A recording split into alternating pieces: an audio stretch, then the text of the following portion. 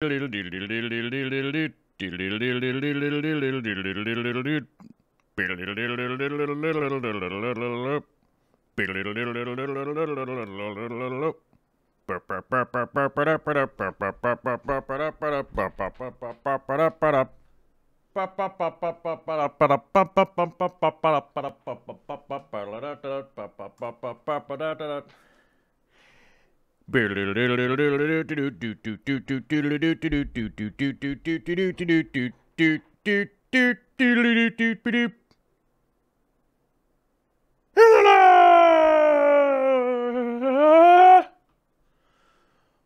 up, internet? What's going on? Sorry, I was sitting off to the side there. I was sitting off to the side because I was clicking buttons over on the other side.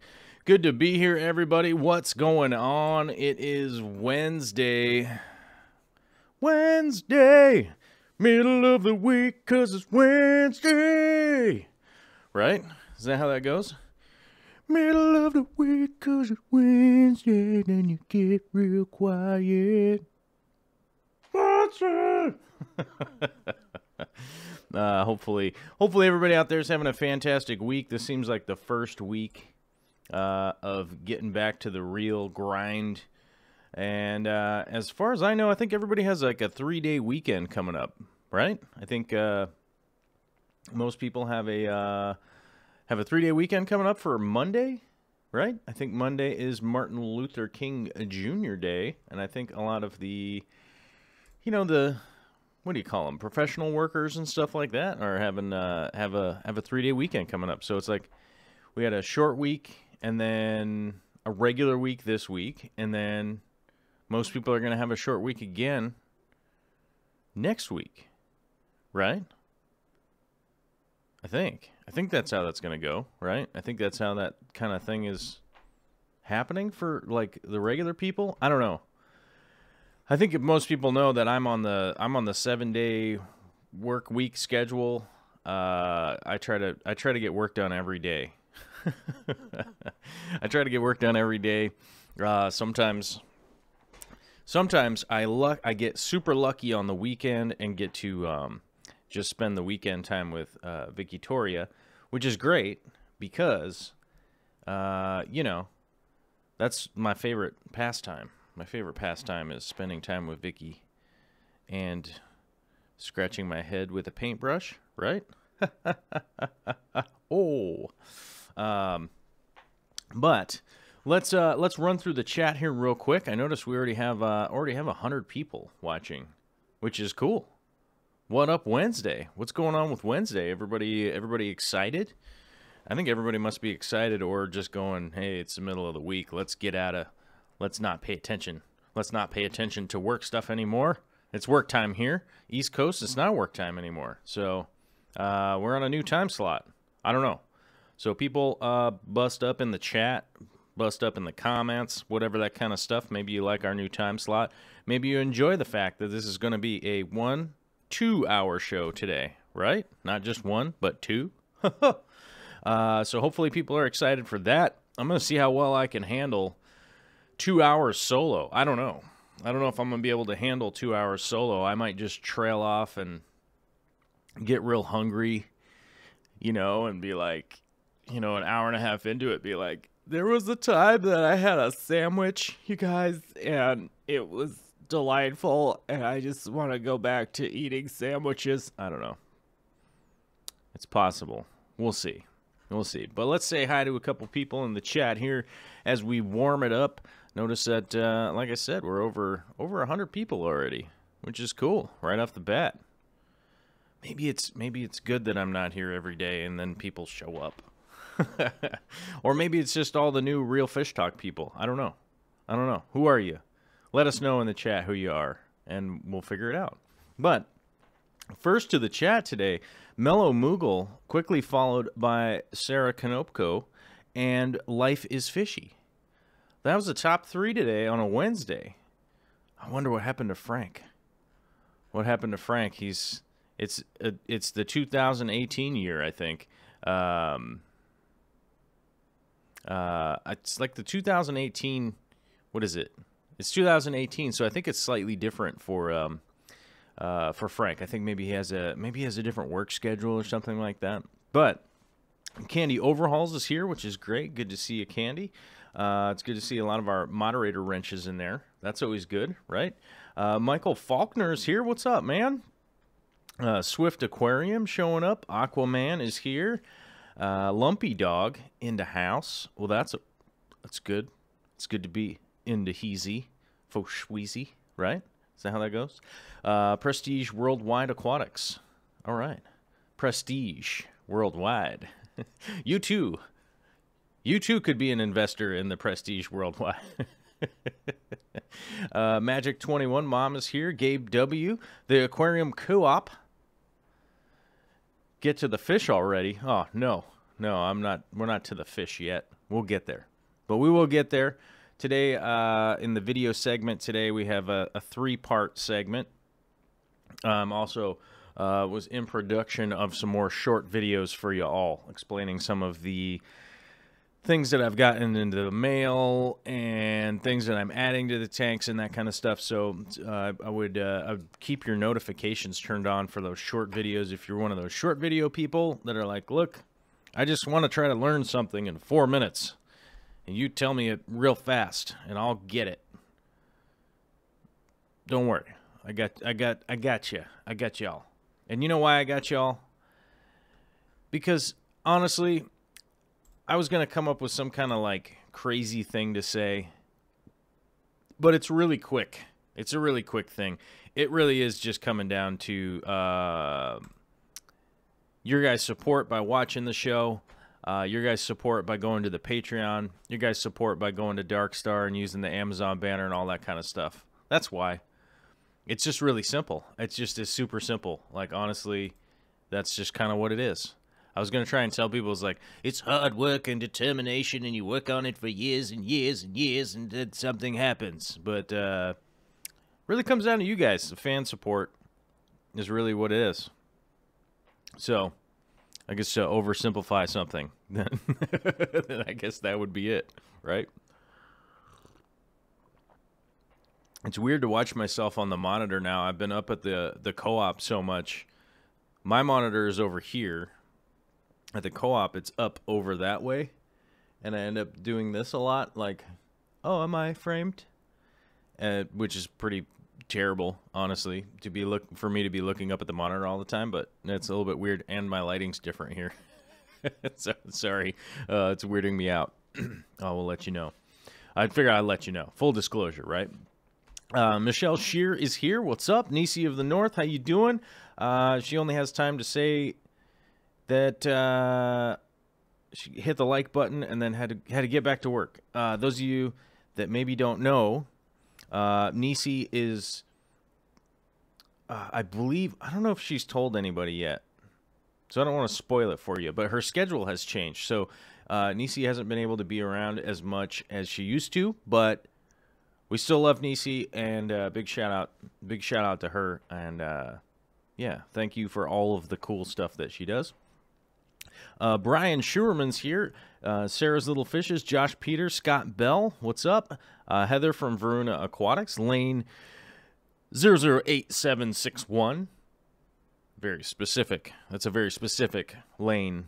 You know, you got to make sure we know which one it is. I wonder if does it. I think that if I had like a handle with like a whole bunch of numbers after it, I might be inclined to get like a serial number tattoo. Does that seem weird? I don't know. Maybe I'm just being weird. I don't know. Wushu Jimmy Brown is here. Yeah, he's talking about back in the studio all alone. But that's right. I got Biddy. I got Chips. Frank is up in the attic doing whatever he does. I've got all my fishes, my shrimps. We got a boatload of chickens. We're actually going to see some of the chickens today. Like I was saying, we have a 3-part video segment, though, today, which I'm going to show you guys sort of the wrong way to cut rocks, right? I'm going to show you the ghetto way that I have to cut rocks, which is maybe less ghetto than some other people's, but I'll go over that in the video segment. Part 2, Part 2 is actually the tanks. Part 1 will be some of the chicken stuff. We're going to talk about chickens and stuff today, mainly because I did post up to the community thing this morning, the community tab on YouTube, that I was making some more hard-boiled eggs today for my powering up, so I can get my, get my protein on, bros, you know what I mean, and getting swole, you know what I mean, getting swolled up with eggs. And it's always almost always a disaster trying to peel our eggs. Now, the big reason for that is that they're farm fresh, and which is always a problem. So I was trying out some new techniques today. So I actually I steamed them instead of boiling them, and it seems a little bit better. It seems to be better that way. Although maybe I'm not picking up exactly on the technique properly. So I'm going to try it again, and I'll definitely keep people posted if that actually works well or not.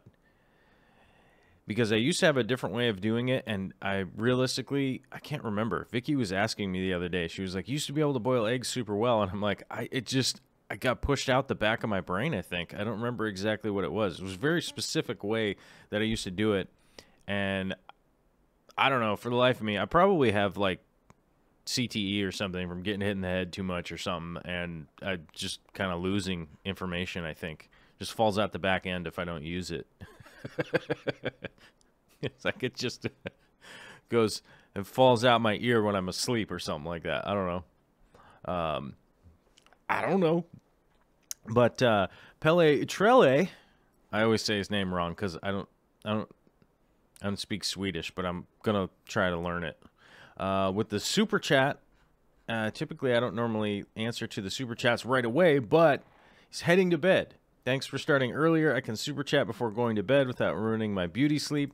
That is awesome. I'm so happy to hear that. That was one of the big reasons I wanted to move back an hour and start at 3 o'clock my time instead of 4 o'clock my time, because I felt like we were alienating a lot of the European people that wanted to tune in. And so hopefully maybe this extra hour works out well enough for you guys. So I definitely appreciate it. Pele has been one of those guys that has definitely been supporting the channel. And thank you very much for the super chat. I totally appreciate it, man. Speaking of super chats, we currently have a second place in the runner. I don't know if you guys were here for the Monday show. When Melissa Blue kind of ran in a good way, ran the show off the rails when we were trying to figure out $137. So we currently have a new second place. We have a second place person now, right behind the Aquarium Co-op. So Aquarium Coop Corey is number 1, and now Melissa Blue is number 2. And like a dingleberry, I didn't look this up ahead of time. I probably should have looked it up ahead of time. To see, let me see here. I think I have to go, I click on this, I go on that, and while I try to load this, let me see. Oh, here we go. Yeah, there it is. Why are you not loading? I clicked it. Come on, man. I totally did it. There it is. And let's see. Oh, well, it doesn't work that way. Okay. It definitely doesn't give you a leaderboard. It just tells you. Oh, it doesn't go back very far. Okay. Well. Okay, there's no way to really look that up. Who is number 3? That's really what I was wondering.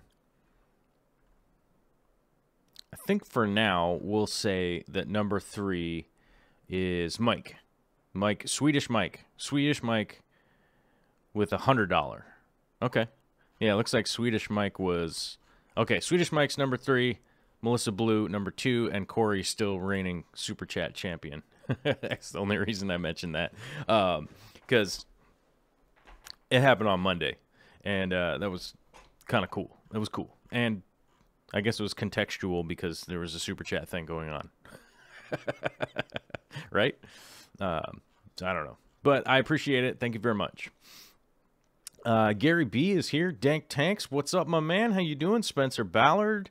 Damon Potter is here. Kevin Keener, what's up? Kevin Keener has to work on Monday. He has to work on Martin Luther King Day.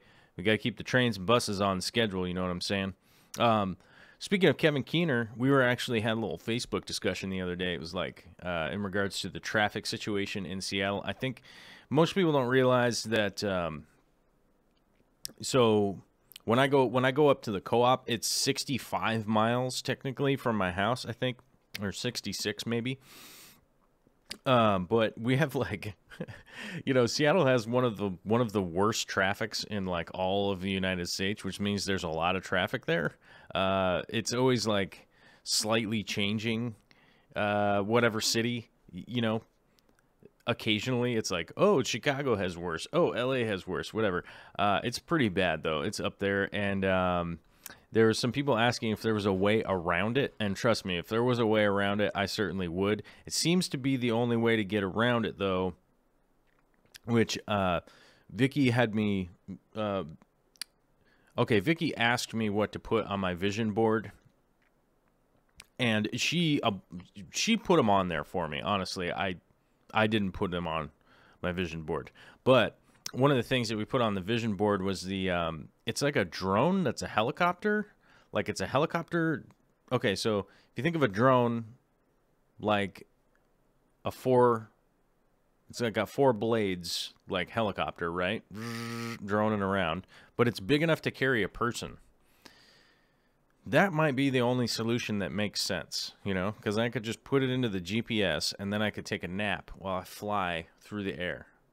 But I mean, not just me. I mean, like everybody. Everybody might be able to do that. That might be the key. I don't think that the key is to put in more trains, though. That doesn't seem like a thing. But what Kevin Keener and I were both talking about was moving up to the mountain. And someday we're going to move up to the mountain, and hopefully people like Kevin Keener come along and help us re-inhabit some of those old towns out there that have kind of dead, right? Because that was one of those things that like when Vicky and I go on all these long road trips, we've noticed that quite a bit as we go around the United States, that there's like these cities that have died off, or cities, not cities, but like towns that have died off out in the middle of nowhere, and it's like, the odd thing would be is that like 200 people could move there and completely change, like revamp the whole place. You know what I mean? So, I think so Kevin and I were having that conversation, and that really just helped, kind of solidify the idea in my head that like, yeah, Vicky and I definitely have to be a party of like figuring out how to do that. Now, I don't know how to figure out how to do that and like network enough people to like get them together. You know what I mean? And make it happen. You know what I'm saying?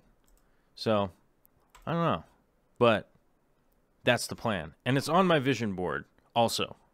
So, I guess that's how it makes sense in my head, is that those are both on my vision board. So, a big aquaponics farm with a big sheep farm, and then the fly helicopter commuter, and a Canon 6D Mark II. That camera's on there.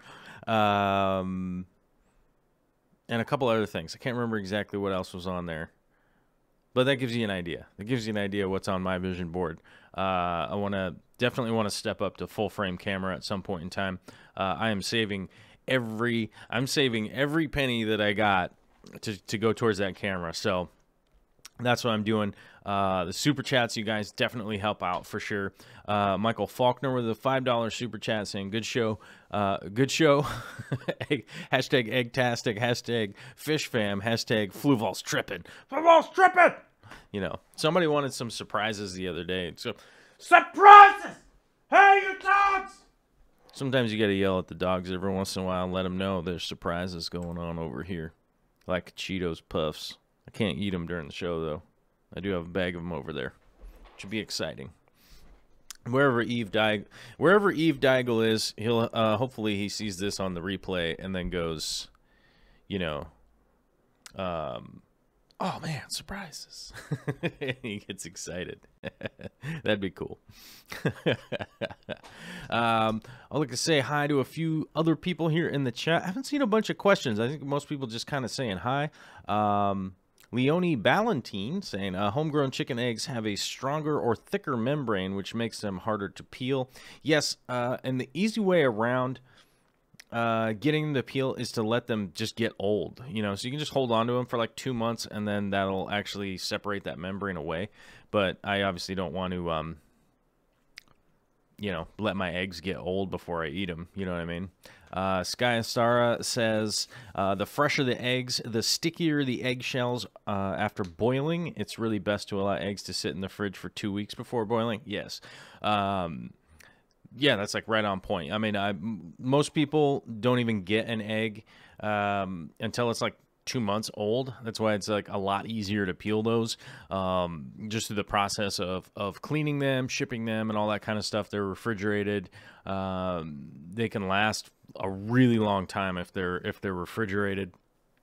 So it's not weird to get eggs that are like a month old, 2 months old when you buy them at the store. So that's not all that weird. Oh, my back.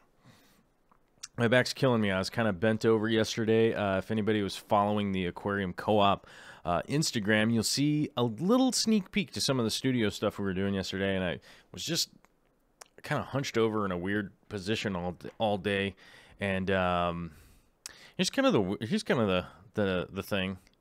I'm kind of tired, bros. I'm kind of tired, and bros is all encompassing, by the way. It bros goes for the ladies and the guys and whoever's identifies as nothing.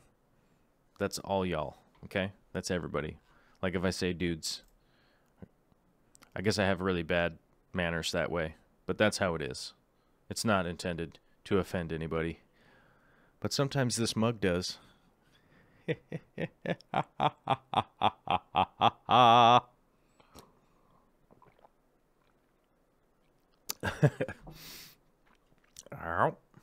Cool. Barbara Jackson is here. What's up? Good to see you. Hi, everyone. And Joel, Seattle, land of the changeable speed lanes on the freeways. Yes, that is something that we do have here, which is a mind-boggling madness. And I tell you, if people have never seen that before, we have these big, so it'd be like a 6-lane freeway, right? And then there's this big sign that reaches over the whole top, and it's all electronic. And then it'll tell you like what the speed limit is in the lane that you're in, specifically even, which is bizarre because like you'll look up there and you go like, okay, 45, 30, 30. You know what I mean? You're like, what? And then like that one has a red X on it over there on the side. Okay, maybe there's an accident in that one, and this one has an arrow with a yellow arrow that's going this way, and you're like, okay, there's a lot happening right now, and everyone's going 60 still. Okay, I'm just gonna not. I'm not even gonna look at that sign. I'm not even gonna look at that sign. It's too much. It's too much information right now. You know. So if you've never seen that before, that is definitely one of the things around here where the speed limit changes like on the fly. I'm pretty sure it has something to do with Skynet. There's probably drones and robots all involved in it, and it's pretty nonsensical. So as far as I know, like drones and robots do not care what time it is or any of that kind of stuff. So I think they just throw stuff up there to freak people out, I think. But it is, I don't know. Somebody put a study in and they were like, this is going to be awesome. And yeah, I don't know. It just seems like a huge waste of time. But I did post up on Facebook one of the it'll give you the commute update time. Like it'll tell you, you know, and one of them that I posted the other day, the one I posted onto Facebook because we were stopped. We were completely stopped, and then I took a picture of it. So I was I don't know. Oh, okay. I don't want to be wrong here because I took a picture of it the other day. The next day also, and one of the times, so we're 11 miles away, and it said it was going to take 79 minutes. It's like, Oh, that's not good. We're gonna drive 6 miles an hour. How awesome! Yeah. Um, so that's I guess that's what spurred that whole conversation and all that kind of stuff. So, but I guess Kevin Keener installed those signs. Luckily, he doesn't operate them. If he was the operator, we might have a little hate for him. But they look to be installed very well. They look nice and level. They aren't like falling over. Seems like all the lights work and all that. But you know. And Kevin says the DOT did that to try and distribute traffic equally between all the lanes. Yeah, it doesn't work. There's just the cars just all over the place. It's just madness. Let's see here. Yes. Donald Fish Vibe says, yes, that mug is gross. Oh, sorry. Sorry, man. Sorry for you. BC Fishroom says, hey, Joel, I have my Fluval Stratum tank up and running, heavily planted. My tap water comes out at 4 degrees kh, but in this tank it has dropped to undetectable. Is this a problem? Not necessarily. Stratum will do this in the initial probably 2 months, I would say. 2 months, 3 months. It'll drop your KH down a little bit. I wouldn't stress out about it too much. Just with setting up Fluval Stratum, ADA Amazonia, any of that kind of stuff, any of that substrate that buffers your water a little bit, you definitely have to keep up on your water changes right at the beginning. For the first couple months, you have to for sure be on them. I think if you tested your water also, you probably see that there's a little bit higher ammonia than should be going on. That's part of setting up. It's part of setting up that aquarium with that substrate. So it will generally just do that a little bit for the first couple months, and I wouldn't stress out about it too much. Honestly, I just wouldn't.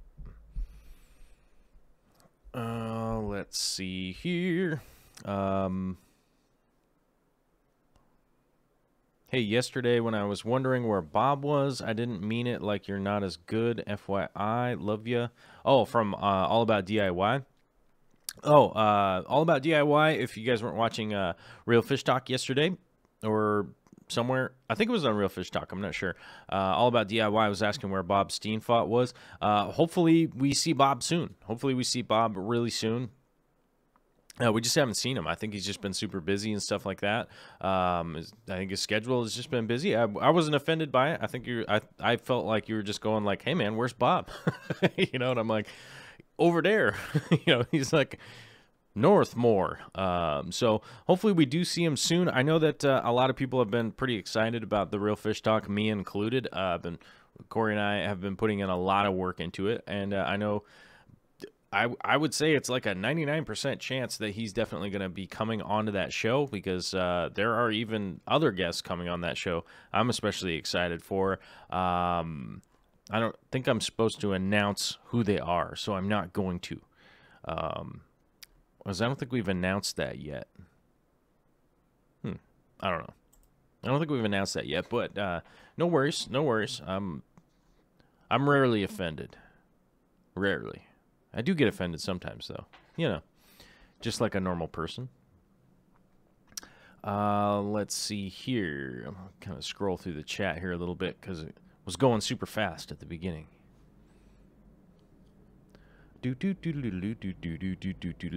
Oh. If anybody can hear that, we've had a really inordinate amount of planes flying around today. It feels like Top Gun out here. Those of you that don't know, I live near a giant base, with the military base, the joint base Lewis McChord, otherwise called JBLM, which I believe has multiple military groups at it. I think. Let me check here. What? Let's see. Joint base, U.S. military installation, home to the airlift wing and something else, and the Army, U.S. military installation home to Core 62 airlift wing. Yeah, I don't know. Maybe it's just Army. I don't know. Let's see. There's lots of military around here because of it. I don't know. I'm not in the Army. I don't know anything about it. I don't go in there, but I'm around it. And one of the interesting things about where we live down here is that it's actually really cool because they do the training. So the really big military planes that are like the cargo version, they fly like 4 or 5 practice runs, essentially like training flights during the day. So it's really weird. It's really rare if they're like flying anything at nighttime. I mean, they do some test flights, but they don't fly this pattern over our house. But they do during the day. There's like 4 or 5 of them that fly, and then they go in for their landing and stuff like that. Oh, okay. So it's Army, Air Force, and Army. Used to be McChord Air Force Base and Army Base at Fort Lewis. Now they're just joined. So it's Air Force and Army. Okay. Where's the Marines, bro? Where are they at? You don't know where the Marines are because they're secrets. Kyle says it's the C-130, and I bet you're right. I don't know that much about identifying airplanes all that much, except for older planes like Vietnam era, like A6s and stuff like that. Like those things I'm kind of interested in, mainly because my dad was a mechanic in the Navy, airplane mechanic. So when I was a kid, I used to read all of his old, what do you call it? The manual, like the manuals for all the planes that he used to work on.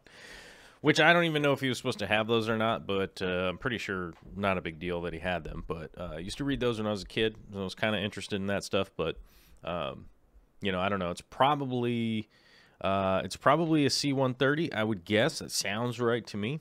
But either way, they fly like, and it feels like 100 feet over the house. But they're probably at like 1,500 or something like that. It feels like you can reach out and touch them as they fly by, because they're going down to land. They're on approach for their landing through here. So pretty cool. But today there was a bunch of Top Gun planes flying around, and I'm going to call them Top Gun planes because if I said,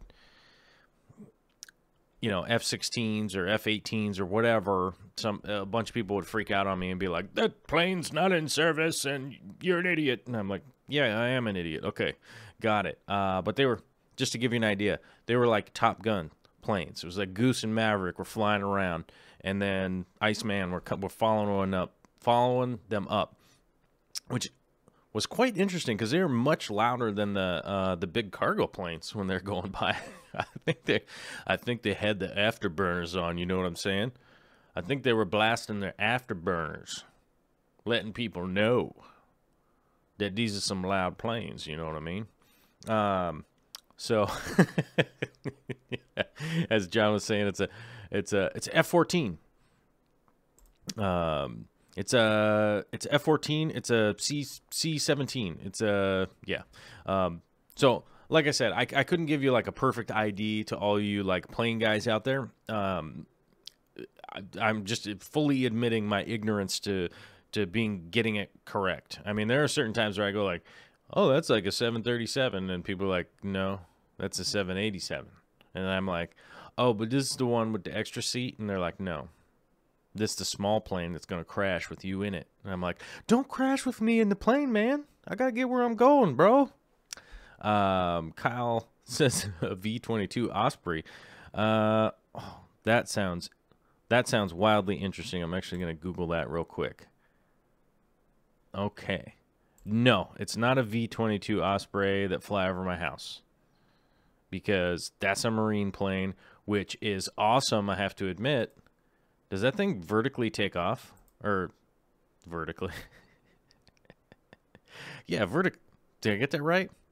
Yeah, vertically take off, right? What the? Yeah, I think that, yeah. Yes, it does. I see it. I see it doing it in this picture right here. Okay, that thing's awesome. Okay, I need one of those so that I can fly up to the co-op commuter plane, right? I'll just fly to this base, to the base up there. Boom, done, right? No, I'm hoping for the electric. I'm hoping someday that the electric drone commuter thing would work. And that would be cool, but, you know. Frank Dominguez says, I have offended his honor, and we must duel at dawn. All right. It's on, bro. What's our weapon of choice if we're going to duel at dawn? And we should definitely, we're going to have to videotape it, that too, so we could put it up on the, YouTubes, right? And then, you know, at least if one of us is murdered from the duel, then at least we'd have, like, the effigy of it. You know, and we go like, he fought bravely. They fought with 2 live chickens, and it was insane, right? But I'd go for, like, maybe like a lightsaber duel.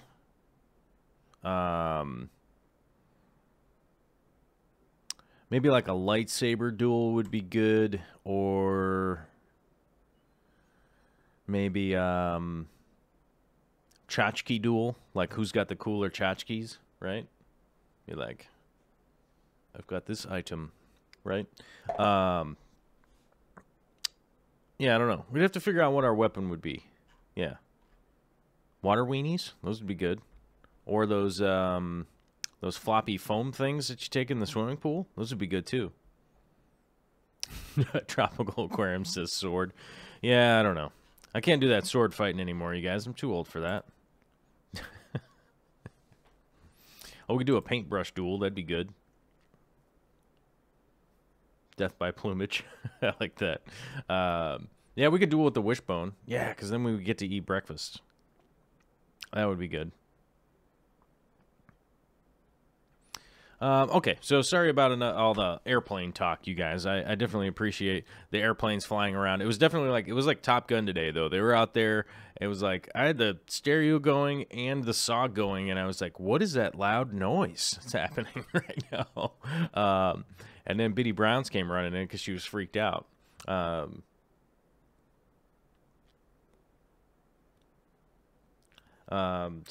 Biddy Brown was like freaking out a little bit. But Gary B has a question here that I'm going to answer here real quick. He's asking, since you are putting a ton of work into the RF Real Fish Talk studio, will you be able to take Corvus's guests there, or if I want, or is it strictly going to be for Real Fish Talk, or are you guys going to do guests on the Real Fish Talk?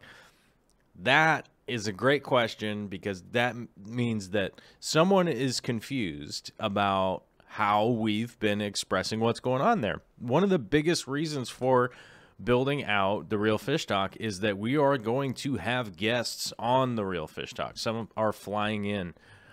People are flying in and that kind of stuff to be on that show with Corey and I and Jimmy. So it'll essentially be like a 4-person round robin. We'll be able to answer questions a lot more in depth as we get experts and those kinds of people coming on. And on top of that, we'll hopefully, wait, on top of what? What did I say? Well, so the guests will most likely be experts, and then we're also going to be doing some other things with the show and stuff like that. So if somebody wants to come on that show, you can contact Real Fish Talk, or you can email me, Joel at Darkstar Arts, and be like, oh man, I really want to come on there. I'm a horticulturist from Spain, and I could probably bring something to the table or whatever. And I'd be like, dude, yeah. We'll put you in the schedule. We'll see what your availability is. Can you fly out? Can you do whatever, and come out and be on the show? If somebody's going to want to be on my show, I am still working on my studio here. Although, I'm like probably 90% the way to be able to have other people on. on my show here. So there have been a couple of people locally that have wanted to come on my show here, and I'll probably have more of them in the future. Right now, everything is just schedule-wise super hectic with driving up there, driving back, driving, hanging out in traffic, driving, then working, then come back, then try to do the shows. So there's been quite a bit going into it, but I'm pretty excited, and it's going to be pretty darn good. Let's see here. A lot of people are excited about that painting that's behind my head. People want me to move my head so they could see it. Well, you can't see it all yet because my fat head's in the way. Yeah, that's right. That's right. Laura Klinger says, I wonder if I'm saying that right. Klinger or Klinger? Klinger. Probably Klinger. You want to hear a loud noise? Listen to A10 training. They sound like massive elephant farts. Yes, the A10, when it is shooting that gun, is insanely loud. I would say that the A10 is a marvel of engineering as far as planes go, for sure. It is crazy that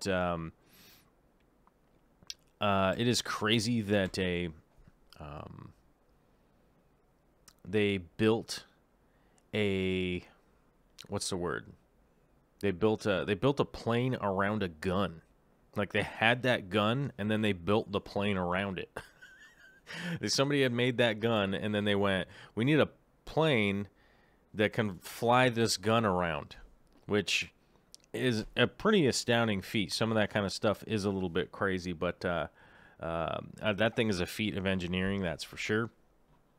Turbo NY is asking, will Joey DIY be on Real Fish Talk? I don't know. That's up to Joey. Hopefully he comes on and hangs out. That would be cool. I do know it's a bit of a flight for him, so I don't know. I have no idea what his schedule is or any of that kind of stuff. So it would be cool if he comes on. He's more than welcome to come on. Open invitation.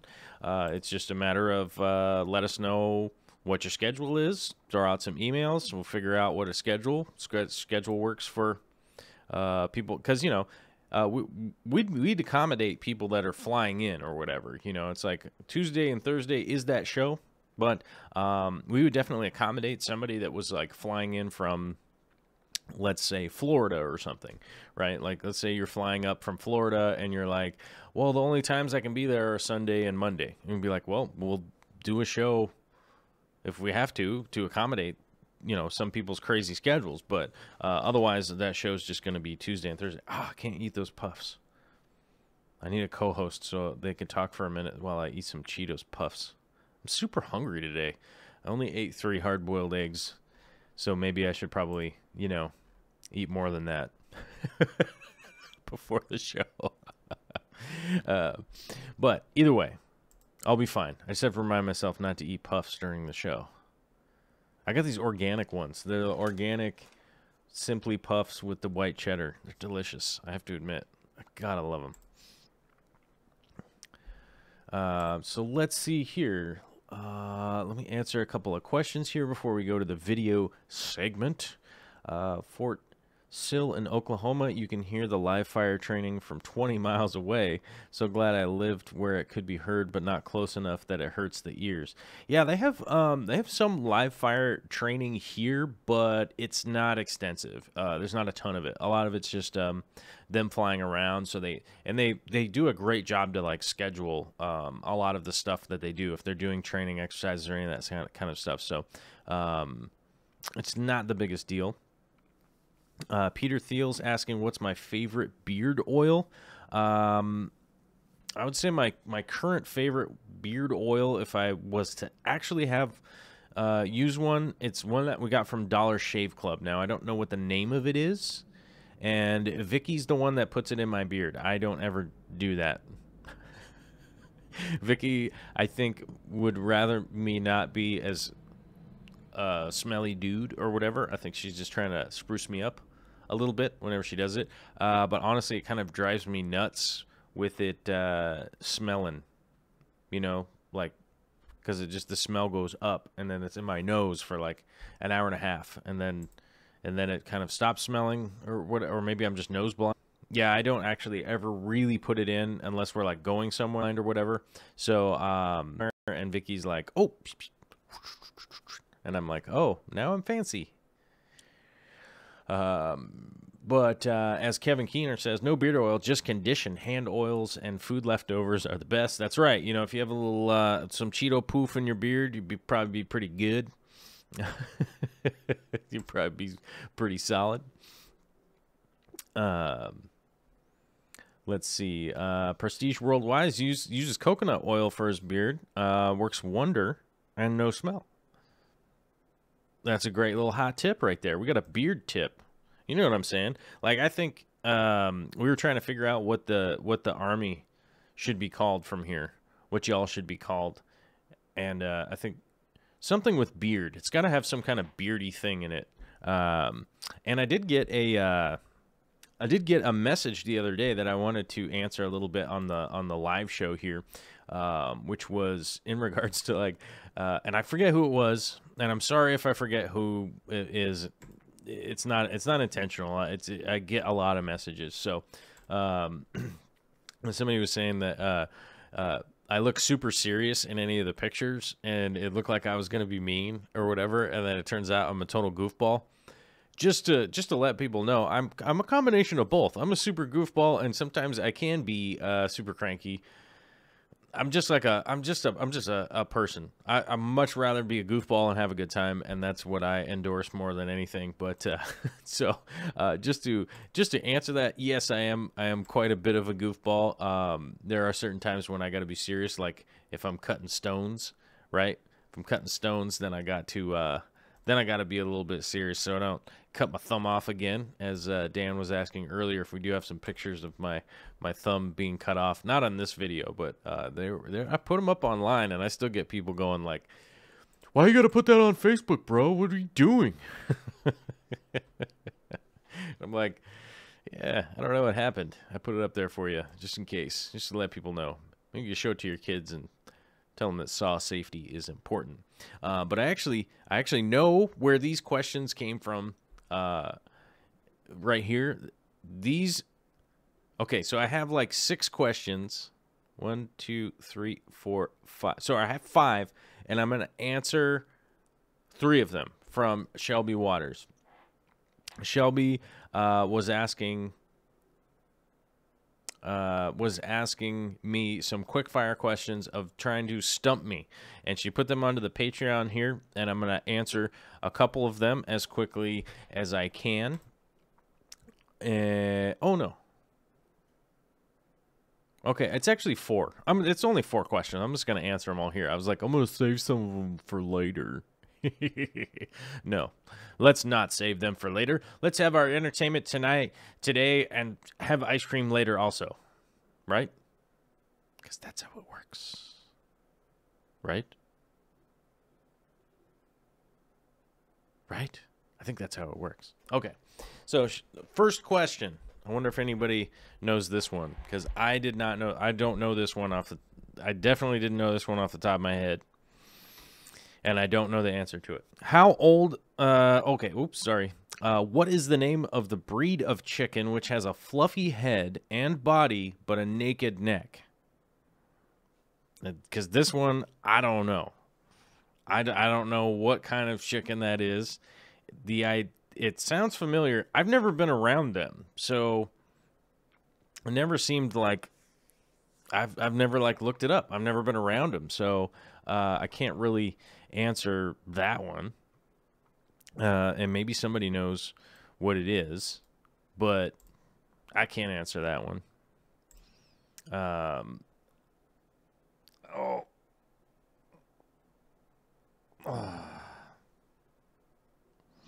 Excuse me. I'm stretching my back again. I'm very sorry about that. So I don't know the answer for that one, and I can't think of what it is. That's a showgirl. I know Stratford. I stumped you. Yeah, Sky. I don't know everything. Especially if people put some work into like asking me some questions, you could probably stump me. That's for sure. Um, a chicken with a bad haircut. Would have accepted Turkin, but the correct answer was Showgirl. Okay, all right, that makes sense. I've never been around that chicken before. I've only ever seen pictures of it, so I never really was like, oh man, I gotta look that up or figure it out or any of that kind of stuff. Oh, excuse me. Weird. Okay, so let's move on to the next question. How old is the average commercial fryer chicken at the time of butchering? Well, this is kind of a two-part question, and I kind of cheated this one because I have me being a chef for so long.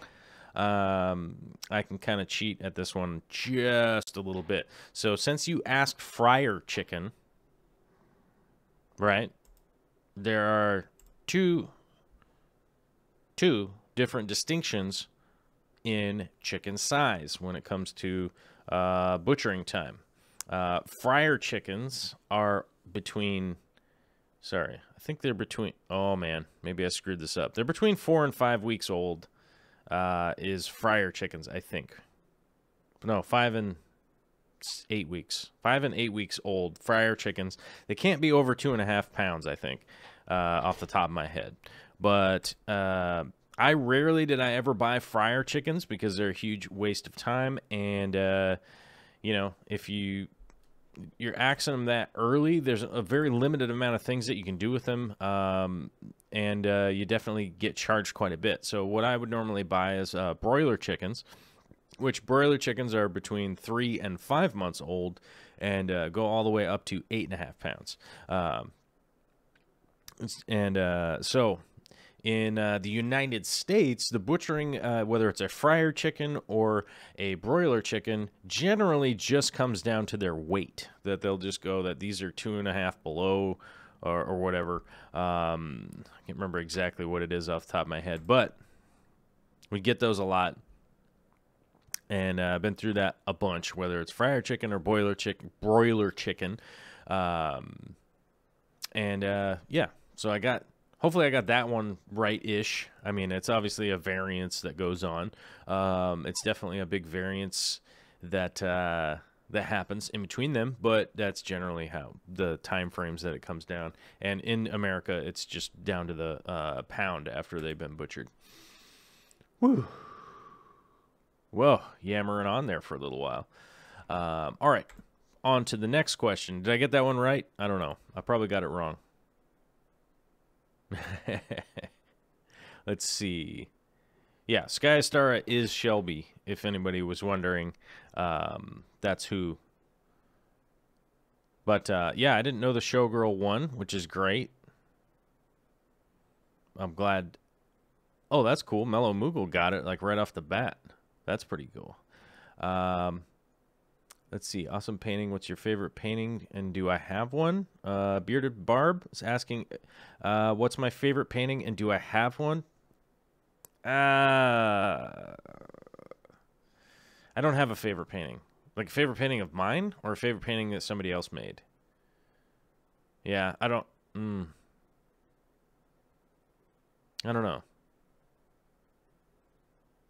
I don't know. Yeah. Okay. Yeah, I don't know. I don't know if I have a favorite painting. Favorite painting of mine? I don't have a favorite painting of mine. But I guess maybe like some that come off the top of my head. A lot of Ralph Steadman pieces. I mean, obviously, like just Picasso stuff. It was a huge compliment. Somebody said that they thought my style reminded them of Ralph Steadman a while ago, and I was just like, whoa. I don't think my style is like Ralph Steadman's, but it was a huge compliment as far as I was concerned. You know, it's like saying like, man, you're like an awesome basketball player, and they're like, you're like Wilt Chamberlain, you know, and you'd be like, well, I don't play like Wilt Chamberlain, but that's a total compliment, right? And you'd be like, you're like Michael Jordan, you know, and you're like, well, I don't play like Michael Jordan. I play like Larry Bird, you know, or whatever, which is cool. But either way, it was a total awesome compliment. Leon Ballatine says in Australia it's 8 weeks. So maybe hit the 8-week mark with those little guys. Like I said, I always prefer broiler chickens myself because there's a lot more that you can do with them, and they've at least gotten an opportunity to go to adulthood and stuff like that. Michael Hoffman can spoil the Easter eggs question. That's the other one that's the other one that I didn't know, but the next question will be... Oh, actually, the next one is the Araucana question, and I know that they're like gallinas or something like that. But their big difference with them is that their eggs are blue and green, which is, how does this breed differ from the actual breed by that name? I think actual Araucanas are from Chile, I think, or South America. I mean, they're weird chickens. I've been around them. You don't have to like feed them any differently or take care of them any differently or anything like that. But, you know, I don't know. That's kind of one of those questions that would be like, I probably need more clarity on what exactly you were asking. Like, how does it differ from the actual breed by that name? Yeah, I don't know. I kind of don't really have an answer for that. You know, not that, you know, I don't know. Don't have an answer for that one. Other than, like, I know they're gallinas and stuff, and I think they're South American, and they probably have a different name. You know, I'm a chicken guy, but I'm more of a pragmatic, like, chicken guy. I don't know. I'm like, how do I feed them? How do I take care of them? How do I butcher them? How do I do it? Araucana, the biggest difference is that you can really only find Araucanas in South America, and they have no tail. Yeah, they're weird looking. They have like weird neck feathers and they have no tail. They don't have like a pronounced tail. But yeah, they are goofy. They're goofy birds, that's for sure. And they have the green and blue eggs, which is totally cool. Which is why I want to get some. I want to get some just for that fact. I'm like, I don't even care. I just want green and blue eggs. That's just, I don't know what to tell you. I don't know what to tell you about it, but it's just like green and blue eggs are awesome. And they don't taste any different. They don't, nothing. They're just green and blue. And I'm like, and Vicky and I are both like, yeah, but we need to get all sorts of chickens so we can get all the different colors of eggs. And I'm like, yeah, I feel like I'm 5, and it's like an Easter egg hunt or whatever, but that is totally what we need. Like, we just need to do that, and we are, I think. I think we're going to get to that point. All right, here's the 4th question. How about name a very common vegetable crop, both commercially common and commonly grown in home gardens around the world, which is actually a perennial in its native environment? Tomatoes. Tomatoes are constantly grown as an annual. This one came off the top of my head. Now I might be wrong, you might be looking for something else, but we grow tomatoes as annuals all the time, but it's actually a perennial where it's supposed to be, where it's from, which is also South America, if memory suits. It's supposed to be growing all year round. That one definitely right there. Now, here's one that I know for sure. This is the only one out of these questions that I knew for sure. And so it kind of reminds me of a little bit of mug talk here, you guys. So bear with me. Bear with me. We're going to talk about a little bit about not coffee. We're going to talk about poop. And to stick more strictly with the parameters as set forth by Corey, that being a question related to substrate and agriculture, what is the only type of animal waste / manure which can be used in a vegetable garden without aging or composting without burning your plants? Now, you asked, there's only one type of animal waste. There's actually 2 types of animal waste that you can move and use immediately, and that would be horse shit and cow shit. Pardon my language, but that's what it is. So, horse manure, cow manure. If you've ever broken them up before, like a weirdo, or somebody who likes to do agriculture or farming or gardening or any of that kind of stuff, you will notice that they don't digest very well. You can even find like whole grass and stuff like that in cow and horse manure. You can actually find whole grasses and stuff like that. You can find seed. You can find all kinds of stuff like that. And those two you can turn back in. If you've ever seen goat poops, they're like little tiny pellets. Too concentrated. They're too concentrated. Goat poops, sheep poops are the same way. They're too concentrated. You have to let them age. And here's one of the things that I find to be wildly interesting about it. So chicken is actually like the most digested, but it's actually going to be the hottest, air quote, hottest manure of them all. You have to let it age the longest. But one of the interesting things about the chicken poop is that it is full.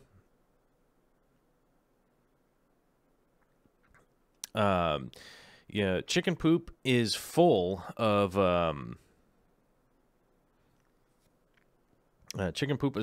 urine. Actually, everything comes from the same.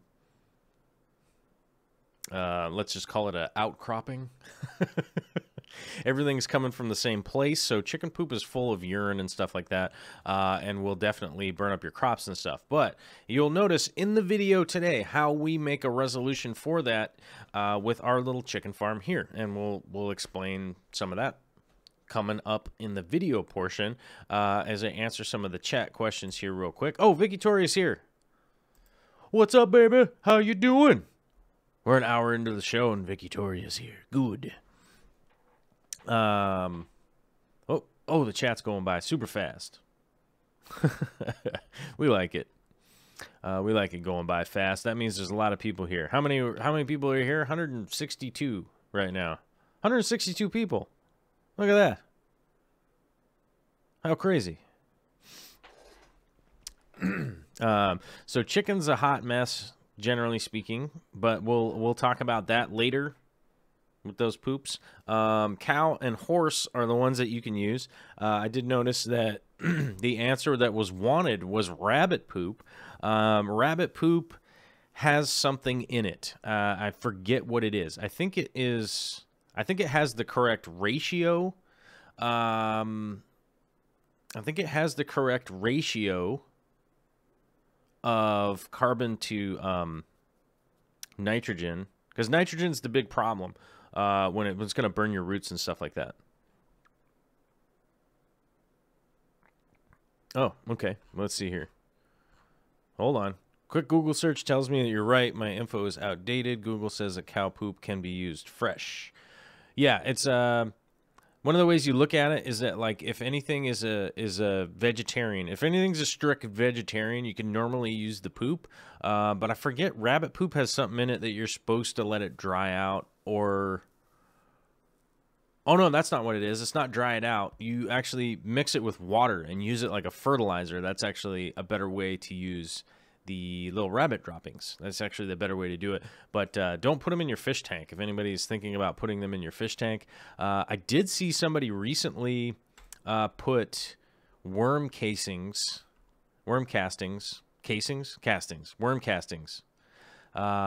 in their, what's the word?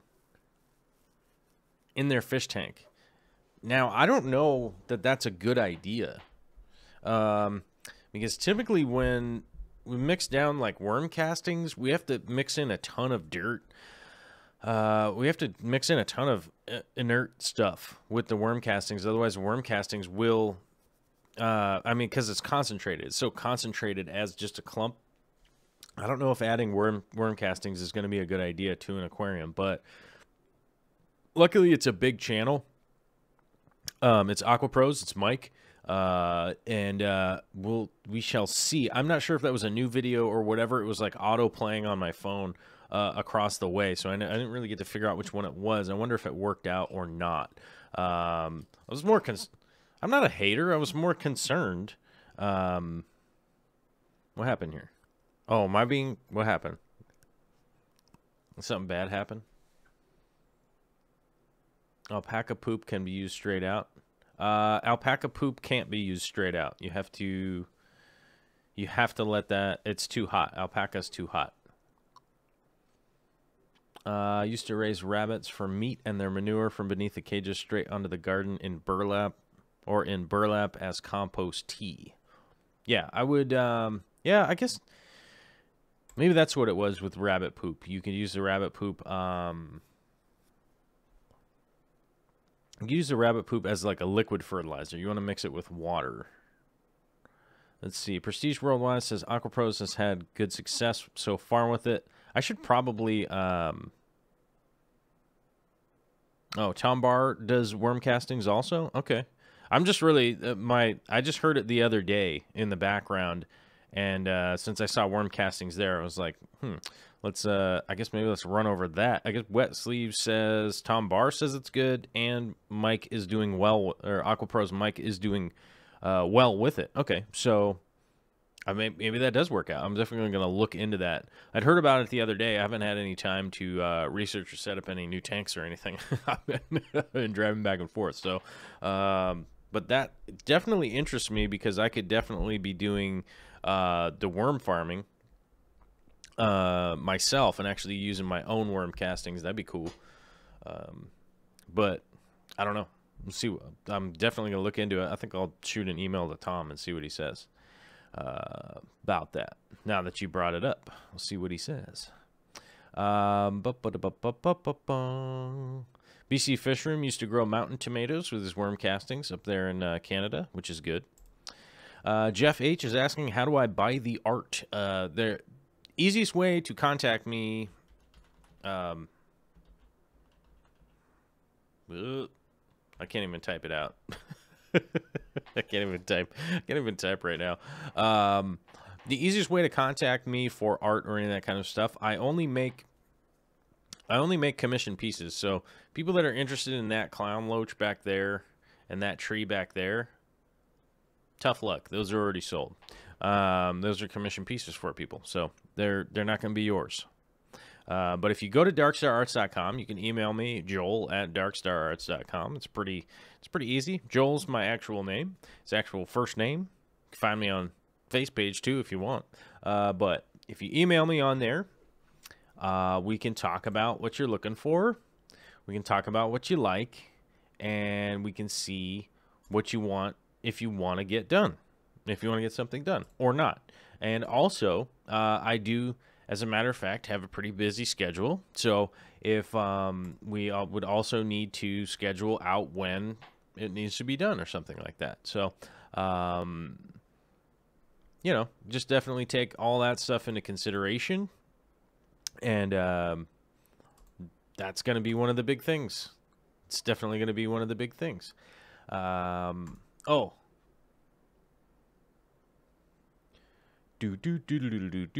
Where is it here? Okay, hold on. I do want to give a plug to somebody here. Wait, where'd it go? Wait, oh. How do I get to it on YouTube? Where'd it go? What's it called? Okay. Oh, where am I typing into? Wrong thing. Okay. So, if you go look on YouTube for Tank Tested, this is actually Alex's channel. This guy, Alex, that I met at the Aquatic Experience in Chicago. He does a lot of cool work. He does a ton of film work and stuff like that. He did a bunch of work at the Aquatic Experience, like filming the stuff there and things along those lines. And I definitely wanted to give him a shout out. He's got 1, 2, 3, 4, 5, 6. He's actually even got, he's got one of the best videos of the Aquatic Experience that I've seen come out. Just hands down. And he was actually asking me earlier about how to get his channel going and stuff like that. And so I'm going to be answering that probably next week. I'll probably be doing a little bit of advice for future YouTubers or people that are wanting to do it, or people that have a channel and you want to learn how to do some channels and stuff like that. This is a perfect way that I would say that somebody would look into, like getting a shout out or getting from somebody.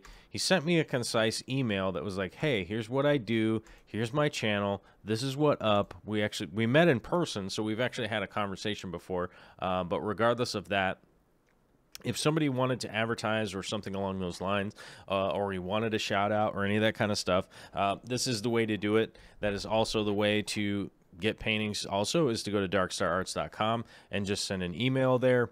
And then we can just start a dialogue going one way or another. If you haven't been to Tank Tested, go check it out. Hit the subscribe button. It doesn't cost anything to go over there. He's an awesome dude. I had a great time talking with this guy, and his videos are definitely on point. He's putting in a ton of work into those. The editing is top notch and all that kind of stuff. What's the word? His camera skills are intense, yeah. If he lived on the West Coast, I'd be trying to collaborate with this guy. But if you're like on the East Coast, this would be a guy that I would be like, let's collaborate with. Let's try to get a thing going. This guy, Alex, what are you doing? Are you awake right now? We're talking about your YouTube channel.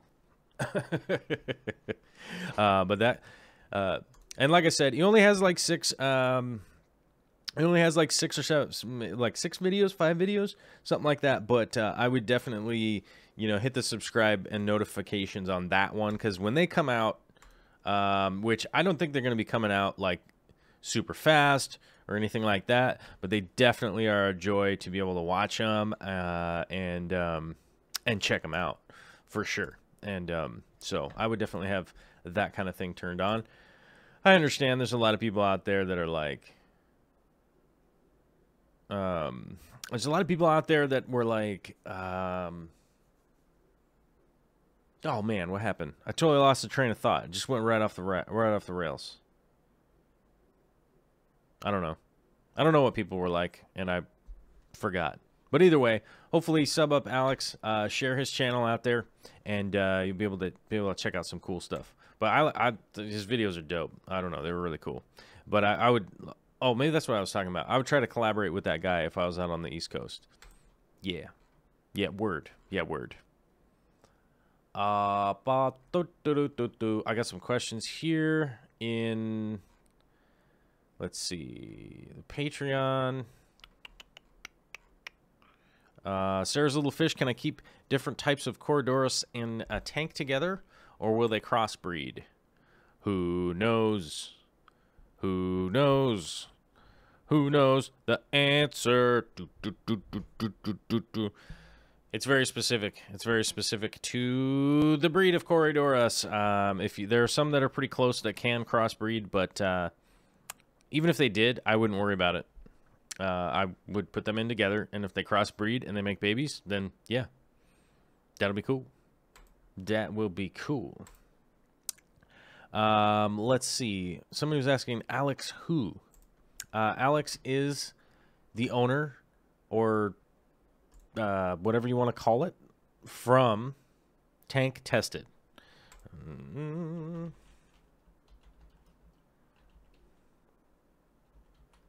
And personally, I think he has the best video up from the aquatic experience. And Tank Tested on YouTube, you can look that up. And I would check out his channel. It's definitely a super good channel for sure. All right. Either way. Oh, give Joel the gift of cookies and coffee. Oh, the Amazon wish list. Oh, we haven't talked about the Amazon wish list in a long time.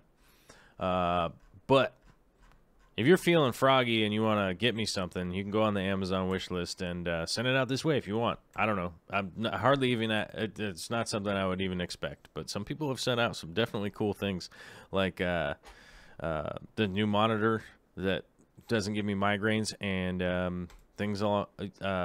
Skoglund sent out the new Google Pods, which means I'm about halfway done making sure that I'm trying to triangulate the signal to go out to the shop, so I could probably live stream from the shop at some point in time. But we're getting there. Candy Overhauls has the tank tested hot link. There you go. There's the hot link in the chat right there. You can actually just click on that, go over there, and then I don't know, how many people here? 158 people in right now. Let's see if we can't. How many subscribers does he have? Let me check. 206. We can't like double it, but we could get up there. Either way, I would say subscribe to that channel before subscribing to mine. It's way better. How awesome are Peacock Gudgeons? I'll say pretty darn awesome. That's right, Tim. I would say that Peacock Gudgeons are pretty darn awesome myself. Candy Over says, speaking of the monitor, where has Cute Nix disappeared to? Not sure. Not sure where he's at. He's around fairly often, though. Oh, sometimes we got to get a little coffee in there.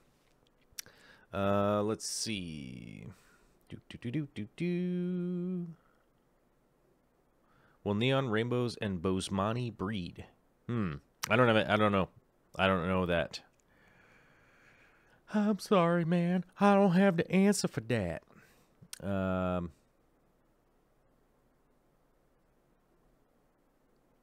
Fuzzy fish dart frogs are not poisonous when raised in captivity. Their diet in the wild is thought to be what makes them poisonous. Oh, that's a good point. Yeah, I think some of them that are raised in captivity, but I wouldn't be the guy who takes the chance on that one. Oh, Jonathan Balderas says he had 158 when he subscribed, so I say we could double it. Oh, yeah, let's try to... If that's where it was at, we could definitely double it. Okay, so if he was at 158, now he's at 213. Well, that's good.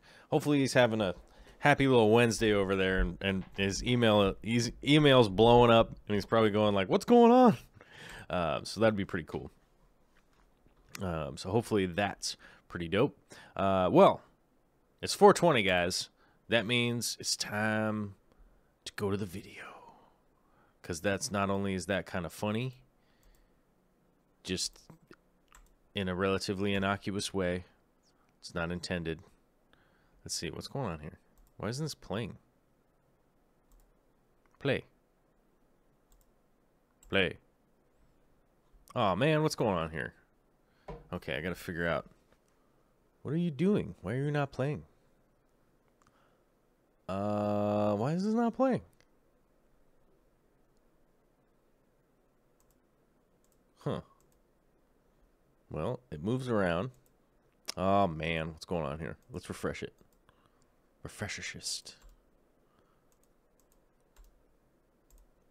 Clicky sounds. Making clicking sounds. Why is it not playing? Let's go back here. Maybe that will do it. Play.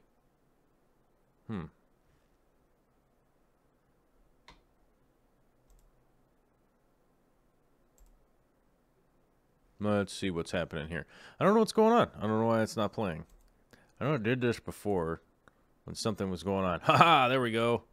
Yeah, I had to change the audio around. How stupid is that? Stupid thing won't play if the audio is wrong. Pfft, dumb. All right, we'll restart the video and we'll check up here. So one of the things that we do for our little chickens is we put out some suet blocks. And this is not motivated by me. This has everything to do with Victoria. She's the one that is awesome and goes, yeah, we should do cool stuff for our chickens. But she's definitely the one that motivates all this good stuff. And you can see our fancy electrical work there with our temporary light situation. Just to get our little chicken heads through the through the winter months when it's really dark out here, they stop laying eggs and stuff like that. They need a little light therapy, if you know what I'm saying, so that they don't freak out too much because of it being dark, man. It stresses them out. You know what I mean? So, well, we got the video working. Well, as you can see, I grabbed up about 7 eggs, and then I'm gonna grab about 7 more eggs. They're going kind of buck wild laying eggs these days, which is good. It's not a bad thing. But I wanted to show people if you have a, what's the word I'm looking for? If you have a coop like ours, it actually makes it pretty easy to do the maintenance on it. It's pretty easy to do the cleaning and stuff like that. I actually just use an old dustpan, and that's what I use to scoop everything out. And I use everything to scoop everything out, and then there's an old container over there off to the right of the water bin.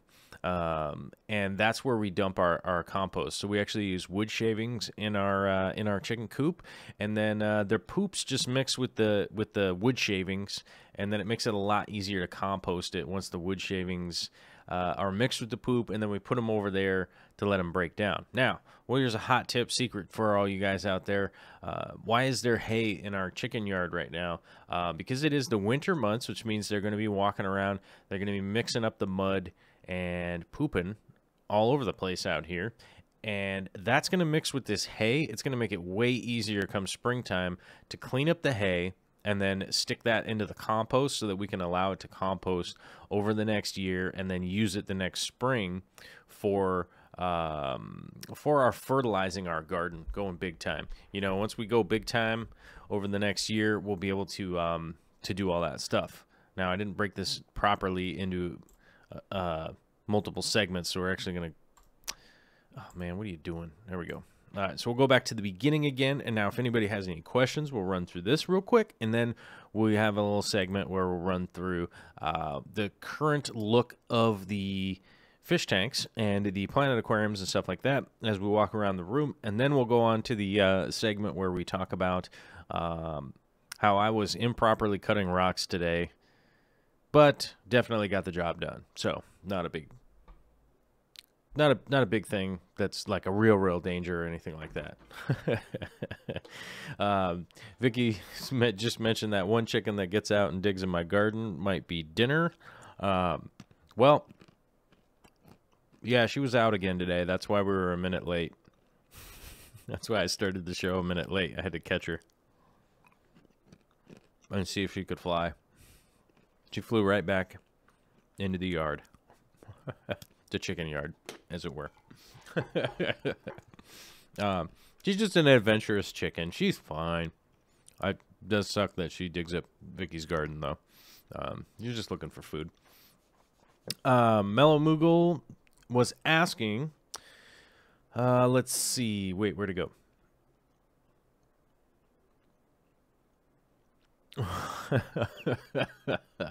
Let's see. I think Mellow Moogle was asking if we feed, what are they called? Mealworms? Yeah, we have dried mealworms, and here's how spoiled our chickens are. They get dried mealworms every day. We get dried mealworms every day, and scratch, and a scratch mix that is a bunch of broken grain and stuff like that. You guys can actually see me. I'm adding a little oyster shell and some grit, which is actually just broken up little rocks. That is the grit. It goes into their gizzard and helps them digest their food, break down their food. But yeah, we just do the dried mealworms because the last thing we want to do is like be trying to raise mealworms. We just have too many projects. We have too many projects going on. Kathy Roboto says, "Such a cute hut. Your chicks look great. Nice feathers." Yes, they look good. Vicky was concerned about one of our chickens had kind of a dirty butt situation and was yelling the other day. If you guys don't know, like hens will just kind of lose it every once in a while and start freaking out. One of them was doing that and kind of had a dirty butt. I think that is the one chicken, though, that has a little nest area underneath the coop, and I think it just was probably sitting in some mud down there. would be my guess, because none of them seem to have dirty butt or anything today when I was inspecting them. So they seem to be all right. Billy Valacious is saying, "Listen, Joel, if you want zero issues with technology, but need to get all your old, you need to get all your old cell phones in an octagon and light them on fire with a Darude sandstorm playing backwards in the background. Helps a lot." Yes, I might have to. I might have to do an exorcism on all the equipment around here, just to make sure. That that we get things out. I don't know when XSplit started doing that thing where it turns on. Essentially, what it's doing is it turns on the audio in the video segment, and then it doesn't want to play because, well, this is like totally tech nerdy stuff, but the audio output doesn't want to play because the video is set to only play the microphone sounds, and then so it doesn't play the video. And for whatever reason, it's in the button to switch that is in the weirdest spot. So it just takes me a little while to go like, what are you doing? As we go around the fish room here in the video, this is a pretty lame handheld shot of the fish room, but it's a quick little walkthrough to give you an idea of some of the stuff that was going on. It was earlier in the day, so not all the lights on everything was on, but I figured I'd just give you guys some shots, let you see what's going on with my plants and my shrimps and my fishes and all the stuff that's going on in the old fish room. We're pretty much...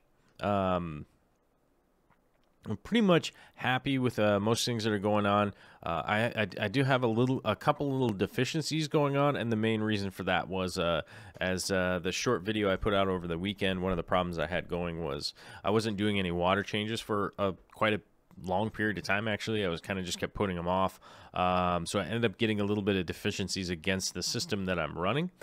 So at some point in time, I'm probably going to get I might be adding some fertilizers to this situation so that if I do run into that problem again, the easier solution, obviously the easiest solution is just to do a water change, but I can add I can dose some macro and micro fertilizers in the meantime and actually kind of just make up for some of those deficiencies. So I look forward to employing a couple of fertilizers and have them in my shop just in case I need to do that at any point in time.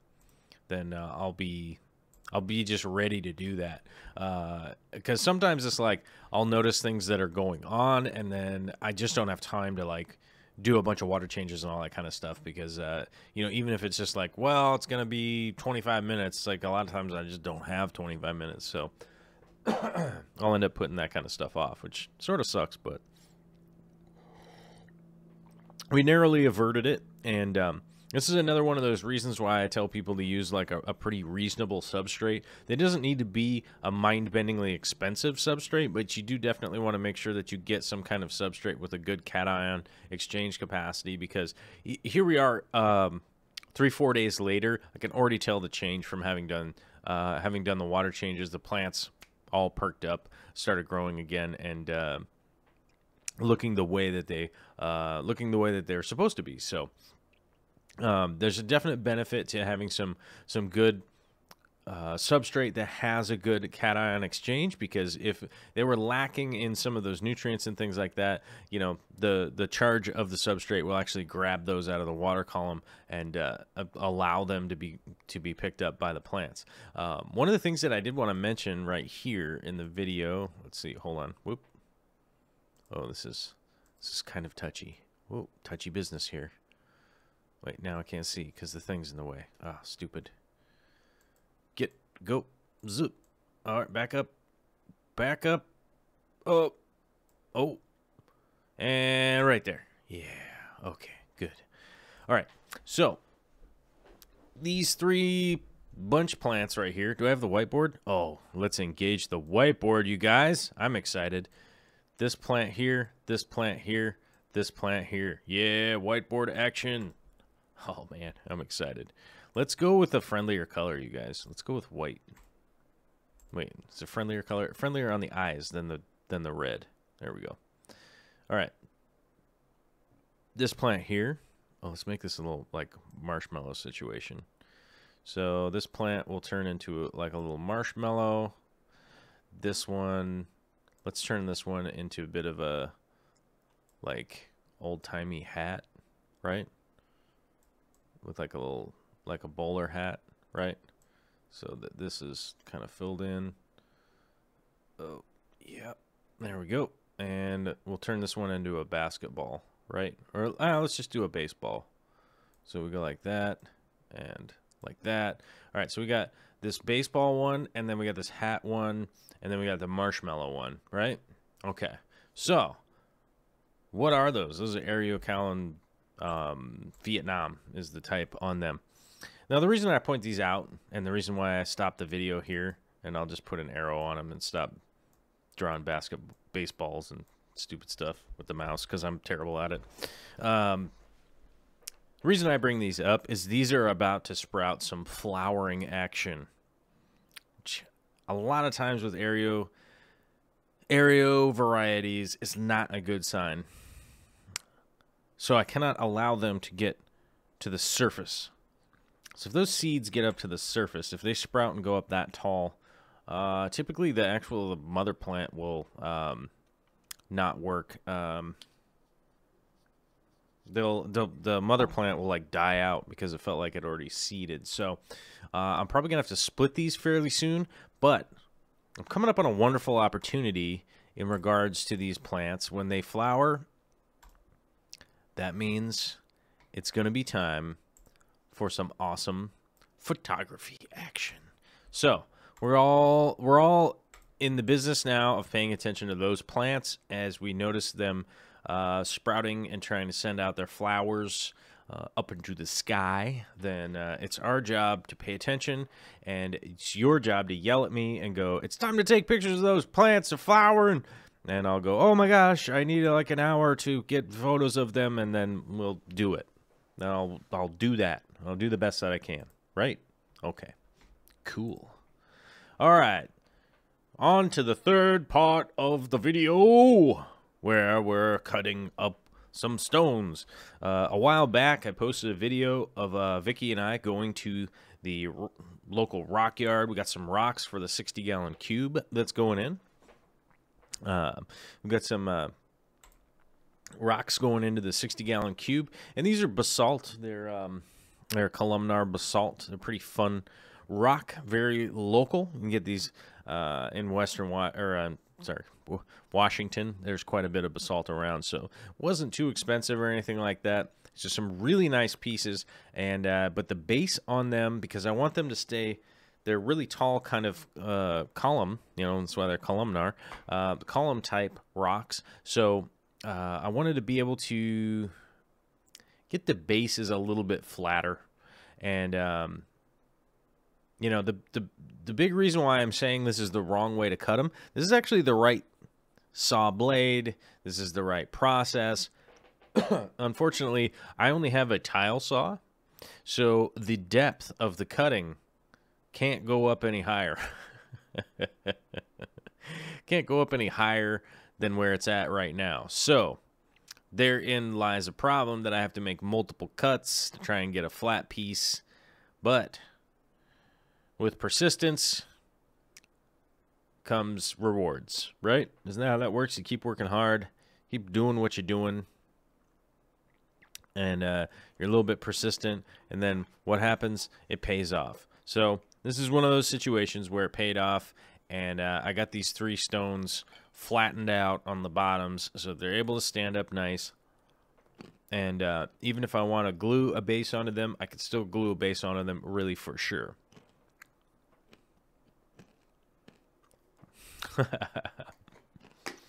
Billy's saying, "Man, I don't know if I can keep watching. Spent all my holidays just carrying and hauling around granite." Well, it's much easier to watch people haul around rocks than actually hauling around rocks. But I will say, I do wish I had the 60 running, but there are a few things that I have to get first before I can make that video. Because we're going to be doing a couple of substrate comparisons, and I don't have a measuring device that's going to work properly for that. So I'm actually going to have to go to cash and carry. And if you guys know anything about having a spouse and you go to cash and carry without your spouse, that's problematic. So I have to wait for a good time for Vicky and I to go to the cash and carry and run over there and get the measuring device that's going to actually fit the substrate. Because one of the things that I'm going to be explaining in that video coming out is some of the volume comparison of some of the substrates. We're gonna be doing another volume comparison video, you guys, on some different kinds of substrate. So than I did in the past. But everybody should be super duper excited for that, right? Aren't you? Aren't you super duper excited? I can't tell. I can't even tell if I'm super excited. I think I am. I don't know. I'm excited to go to cash and carry with Vicky. I'm excited to be able to make dinner tonight for Vicky, which is going to be good. Priscilla says, gloves equal safety first. That's right, you guys. If you're going to be doing tile saw work and stuff like that, wear glasses, throw a towel over your shoulders so it stays dry, and always be sure to wear gloves, because sometimes this stuff kicks back. You can have a problem, and you could get cut, or whatever, you know. So always be safe instead of cutting your thumbs off like I do sometimes. It's not advised. It's not advisable kind of behavior. Cutting your thumb off. It's not good. It's not a fun time. Frank is asking, are those electric blade resistant gloves? Yeah, of course. But I find the tile saw like this is actually fairly helpful. If this is something that you're very interested in doing and you're like, oh, I'm the hobbyist and I want to do my thing, and I might not be a person that has a tile saw or a saw like this, you could always get all your pieces prepped ahead of time and go to your local like Lowe's or rental place or like a Home Depot or whatever, and actually just rent a good tile saw that'll actually give you the depth of cut that you need. This saw isn't providing the depth of cut that I really needed, so you guys can actually see me bashing things with a hammer here, bashing things with a chisel and stuff like that, just to break down those bottom pieces and make sure this sits nice and flat. Mainly because I have to flip the rock over. There really isn't an easy way to cut it like exactly in line with the other one. You kind of have to just eyeball it a little bit and hope for the best, and then use some mustard with the old hammer and clean it up a little bit. So that's what I had to do, and it worked out fine. And always remember to clean up all your little messes, or your spouse will be upset with you about that too, right? So always take your spouse with you to cash and carry, right? What did we learn today? And always clean up your messes. Happy wife, happy life, right? Is that how that goes?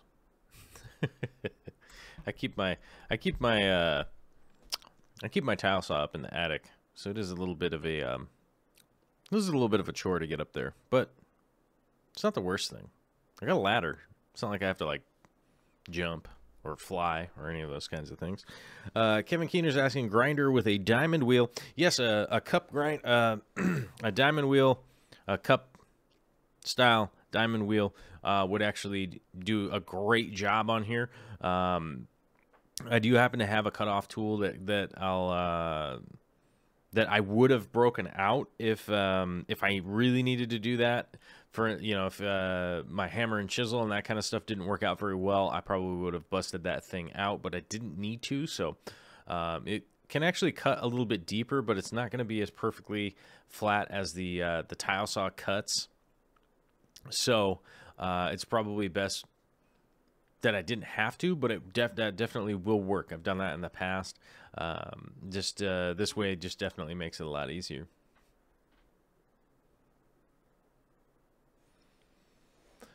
Sean Toole saying, glasses saved my eyes many a time. Yeah, that's right. Always wear safety glasses. That's going to be the big deal with if you're running a tile saw or any kind of stone saw or anything like that. Always wear glasses for sure. Definitely wear your safety glasses. That is one that can just go flying right in your eye. You could certainly have problems, and that's not fun. That is not fun at all. That's not fun, and it's stressful. Oh, let's see here. Don't let Joel's whiteboarding skills fool you. Go to darkstararts.com. Oh, thanks. Barbara Jackson's asking, does a baby sword take away from the mother sword? You know, I don't think so. You know, I don't think so. I've always separated them, though. I haven't left them long term. Mainly because the baby wasn't, like, far enough away. That was always kind of my situation, is that the baby plant wasn't far enough away from the sword. So I guess maybe, like, long term, yes, a baby plant will essentially get involved with the root base of the mother plant. That's for sure. Upgrading a 20-gallon reef to a 29. I have 2 clowns in there now. Can I add a lawnmower Blenny? What's a reasonable stock limit for a 29 reef tank? You can add a lawnmower Blenny. Just don't go too crazy with free swimming fish. Don't go with any tangs or anything like that. Any of the small area swimmers, any of the small fish in a 29-gallon saltwater tank would be fine. Just make sure you don't have any like free swimming water column fish. Does that make tangs? You know, those kinds of fish. Clowns generally just kind of stay in one area, right? Blennies. What am I thinking? Gobies. Those would be great. Firefish, those kinds of fish that just hang out in an area. Those are the kind of fish that you want to go. And obviously 29 fish is too many for a 29, but 29 gallons, plenty of space for, you know, 8 to 10 small fish, you know. Dank Tanks, how often should I replace root tabs under crypts? Depends on how many crypts you have and type of root tabs and how many root tabs did you put in there. If it's just one root tab under like 5 crypts or whatever, probably once every 2 months, something like that. Not very often. Borg Aquatics, Amazon swords are growing runners. How do I propagate the baby swords? Clip the root off, move it over there, and plant it off to the other side from where the other one is. Whoops, I got the wrong mouse here. Clip them, move them, replant them.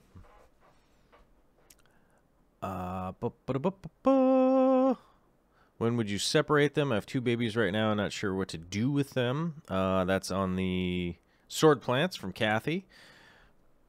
Once they're big enough, they're ready to go.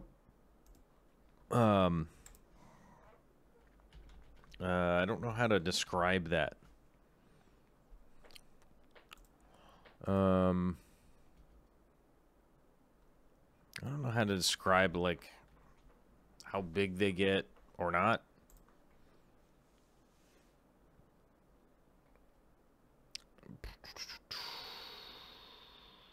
Three inches? 2 inches?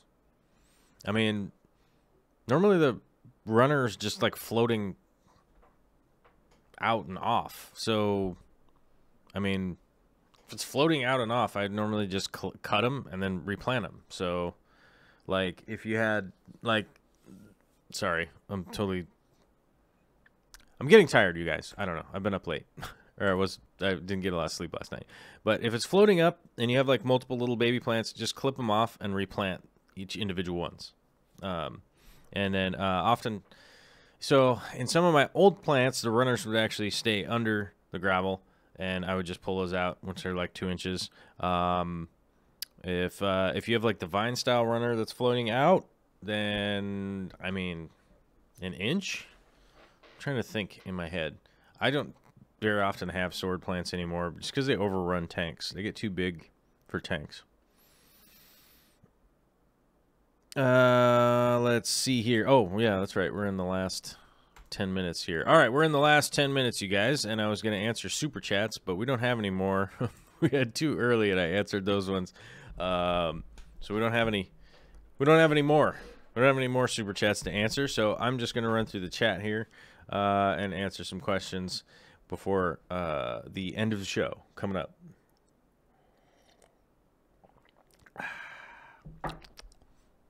Sorry, I'm trying to get a little coffee. The dogs, everybody was running around last night, and it was keeping me awake. Biddy Brown was trying to sleep on my feet, and Mr. Chips was trying to sleep on my head. All right.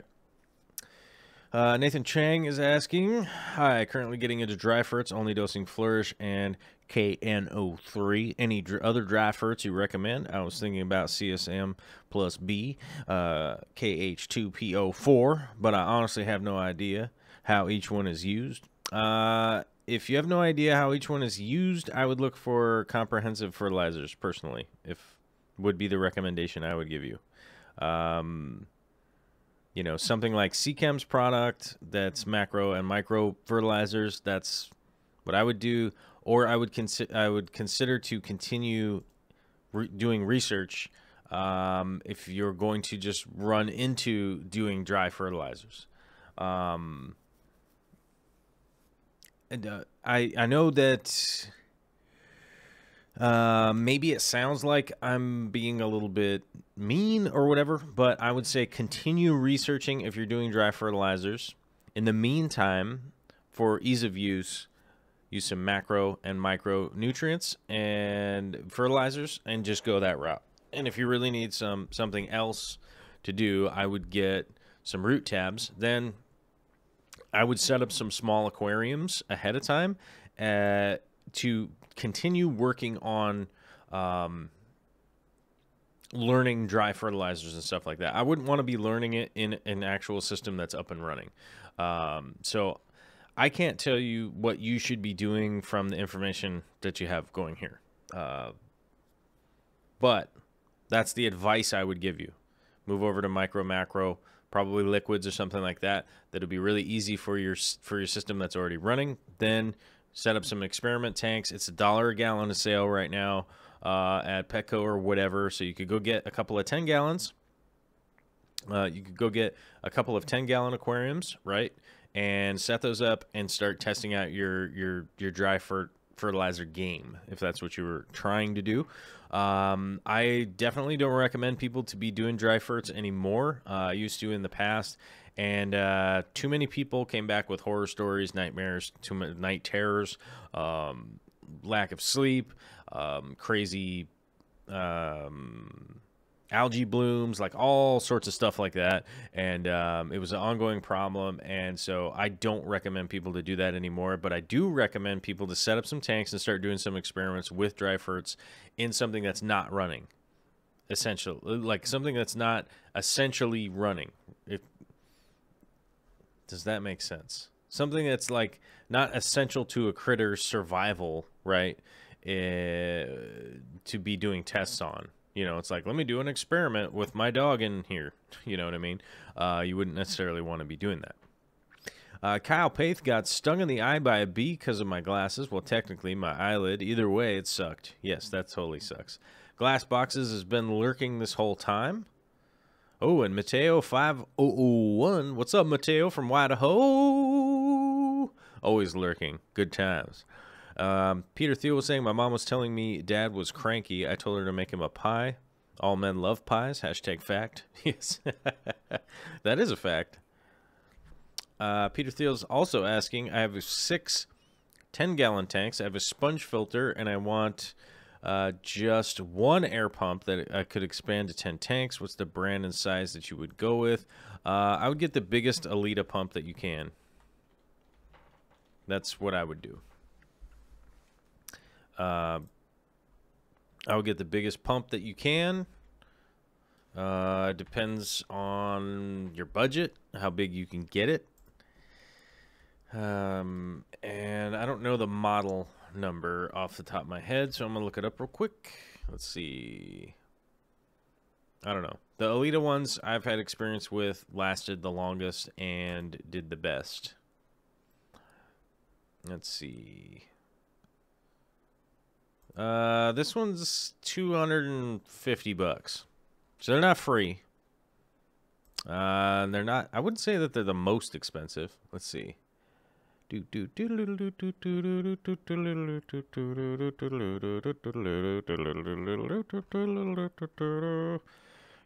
the 80. Huh? But I would consider to do research from customers and see what customer reviews, because if there's, like, for instance, if there's like 1,000 reviews on it, I haven't broken 1,000 of them. So, but maybe 1,000 people have broken 1,000 of them. I don't know. But the Alita ones, those are the ones I would go with. And apparently the model number is the 80. 80. I would check into that one. Oh, and CNH Aquatics with the surprises coming in with the $5 super chat twice. Oh, I got to do it twice. Surprises! Doggies, what are you doing? I don't know what the dogs are doing. They took off. Chicken Joe is asking, why can you put 29 freshwater fish in a 29-gallon but not saltwater? I don't know, Chicken Joe. Most saltwater fish are bigger, and so maybe you could put like 29 neon tetras in there, but most saltwater fish are bigger. Unless he wants to put like chromis or something like that, but those are territorial, so it's just a different environment, really. Mellow Moogle saying thanks to CNH Aquatics. Yeah, thanks for the super chats, my man. I appreciate it. It's going towards that camera, man. I'm gunning for that camera. That is my big goal right now. That is my big goal right now. I'm thinking about changing the Patreon goal to that. I think that's what I'm going to do. That's what I'm going to do. That's what I'm going to do with that. I'm going to change it. I'm going to change the Patreon goal to the new camera. Borg Aquatics, chopped Bacopa. They are shooting right up. Awesome. Dr. Felton von Sturgeon is in the Heezy. That's right. That's right. Let's see. You can try Easy Green from the coop. It tastes great. That's right. It tastes great. Less filling. The Easy Green from the coop actually is good. Yeah. It is a good fertilizer. So maybe I would recommend that. And then just keep messing with so as Nathan's response here, just watched Lucas Brett's video on dry ferts. I was kind of inspired to play with them. Yes, it's awesome to play with dry ferts, but I wouldn't do it in a tank that has inhabitants in it right now. I would just do a little bit of liquid fertilization from some of the respectable companies out there. Like I said, there's Seachem, there's Aquarium Co-ops if you're in the United States. There's a couple other, I don't know. I'd have to keep thinking about fertilizers or whatever, but the Aquarium Co-op or the Seachem ones, those are the two that I just freely recommend to people at any point in time. They're really hard to screw those up. It would be really difficult to like totally not follow the instructions and screw those up somehow. So those would be the two that I would go with. Dry ferts are super easy to screw up. It's super easy to do something crazy on accident. And if you have like inhabitants in the tank, so that's why I give the recommendation to like go get 2, 3, 4 10-gallon tanks from like Petco, dollar gallon sale, and then set them up and then start really playing around with those, seeing what happens. See what happens when you dose nitrogen versus potassium, whatever you're dosing fertilizer wise. Start testing that stuff out, writing it down, figuring out what you got going on, especially in the basis of like your water. So your water could be like really different from a lot of people's water. I'm not saying that it is, but it could be. And the way that you set up tanks and all that kind of stuff. So that's why I would go that way.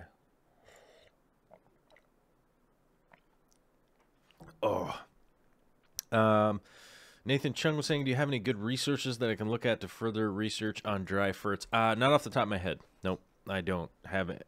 It's going to be any university research papers. Agricultural papers is where you're going to probably have to go. The Tom Barr report. Tom Barr report would be something to look up for sure. If you haven't ever checked that out, I certainly would check out the Tom Barr report. There's a lot of like forum type stuff that you could read through with things that he's done project wise and stuff like that. That actually probably is. So never mind. There's a couple of good resources right there. I'm like, no, I don't have any. Hey, well, here's some. So I would check out the Tom Barr report. That would be cool. I don't know.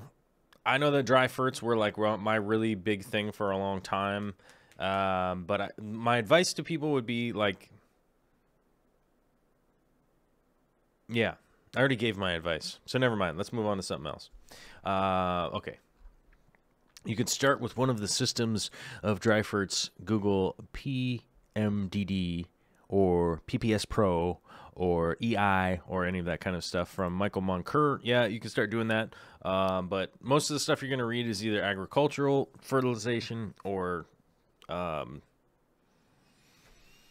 university papers or that kind of stuff. But yes, go check out the Tom Barr report. That's a great spot to jump off from. You can definitely read a bunch of his reports on stuff that he has done and then research further from there. You know what I'm saying? If you want to keep researching. All right. Danielle Charles is asking, is it Danielle? Danielle, I think. I'm looking to have a tank with a pair of rams, some tetras, and some cories, but it's really difficult to convince my parents to let me have a big tank. What's the smallest tank I could do this safely? Looking to have a tank with a pair of rams, some tetras, and some cories, but it's really difficult. I would say 29 gallons, probably the smallest, because you could do like 12 tetras, and then like 3 pairs of cories, and then a pair of what's the other one you wanted in there? And then like a pair of rams. That's what I would do. That'd probably be the easiest way to manage it at 29. They all kind of inhabit sort of different areas, with the tetras sort of being free swimming, the cories all at the base, and the rams would probably be hanging out somewhere in the middle. So that's kind of the way I would go with that. A 29, probably the smallest. It's not a huge footprint either. 29 that big. Definitely have to, if you went left like a 20 long or something like that, you might have enough space if you got kind of creative with how to set it up. Little Largemouth is answering to Sam. Where'd that go? Sam Brown. Is fluorite too rough of a substrate for bottom dwellers? I have cories, have been feeling out getting a puffer in a new large tank, contemplating all sand or some substrate to mix in for plants. Fluorite black sand. If you're really looking for something that is specifically a plant sand substrate, or and I know for a fact that it is fine enough, and it does grow plants. Fluorite black sand. That's what you're going to be looking for those little cory buddies down there. Cory buddies, little fishy buddies. Oh, it must be 5 o'clock. People are dropping like flies. People dropping out of the chat because it's 5 o'clock, which means the show's coming to an end. I want to say thanks to everybody who super chatted today. We had 2 super chats from CNH. We had a super chat from who? What happened here? Where'd it go? Where did it go? Oh man, I have to look it up again. But apparently I said Danielle Charles' name correctly, which is cool. Well, I got to open this thing up. Michael Faulkner with a $5 super chat, and Pele Trelhe with the Swedish money, which I have no idea how much that is, but 50 of them Swedish monies. Thank you very much, man. I definitely appreciate it for sure. That's the super chat contributors. We have somebody said earlier we're 4 people short of our Patreon goal of we're going to hit like a pretty round number of 250 here fairly soon. We're like 4 away, which is dope. And I'm probably going to change the goal here because we never hit the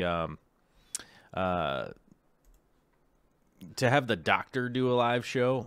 We never hit that goal. We never hit the goal to do the live show. So I'm going to change the goal here in a bit on the Patreon. I'm going to change it because we never hit our goal to have the Dr. Von Sturgeon on here. So, yeah,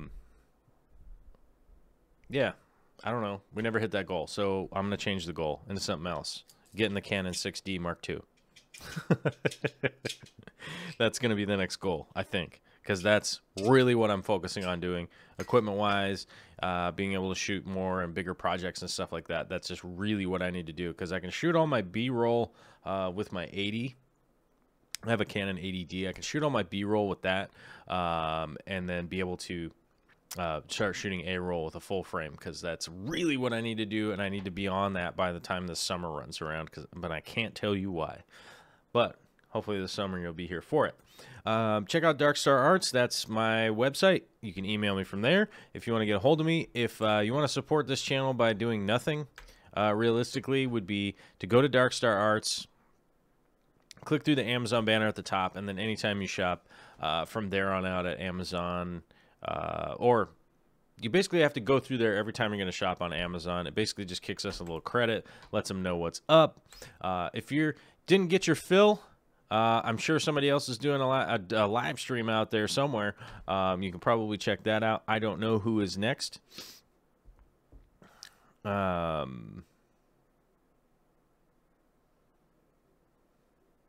What's the word? What's the word I'm looking for here? There's probably somebody is doing a live stream. That's probably why a lot of people are dropping off. It's 5 o'clock. I don't know who's next. I didn't see anything along that. Hit the like button, as Michael Faulkner just said. Everybody hit the like button. It helps, I don't know, the internet do something. I don't know what. But we're just going to keep kicking buns, and we'll see you tomorrow at 3 o'clock on Real Fish Talk. Check that out. And I don't know. Have a delightful evening out there. Don't light off any fireworks. And we hit the 2-minute mark, or the 2-hour mark. All right, now I can end it. As I said, it was going to be 2 hours. I was rambling the last 30 seconds. Thank you, guys. Later.